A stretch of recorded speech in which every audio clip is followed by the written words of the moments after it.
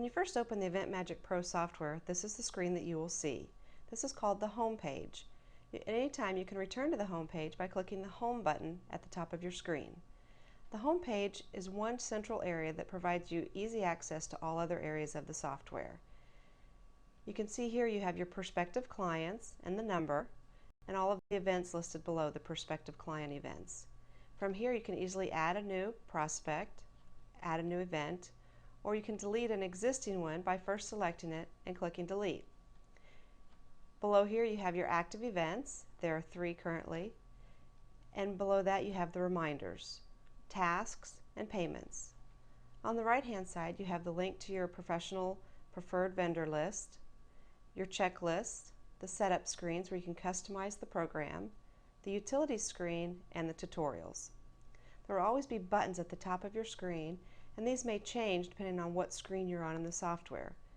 You can always hold your cursor over the button and it'll tell you what the particular button is used for on that screen. If you see an arrow to the right of the button, you can click that and that will give you different options. For example, this is the print button. When I click the arrow, it tells me what are the things that I can print using this print button. Same goes for the help button. If I click the arrow, it shows me what help options I have available. The help file, the tutorials, the Frogware website, and the about information. This is where you can find out what version you're currently using of the software. If there are updates available, you'll also see a link here for Get Updates or Check for Updates. This will check our website to see if you and compare your version of the software versus the latest version of the software to see if you're using the latest version, and it'll provide you a link to get that update. There's also a button to take you to RoomMagic Pro. This will close down InventMagic Pro and open up the room layout software. We also have the Pro view, which is a tree structure view. Another way of looking at the same home page information, provides links to all the other areas of the software, but in a tree structure versus this home page view. So you can toggle back and forth between the 2 views depending on your preference.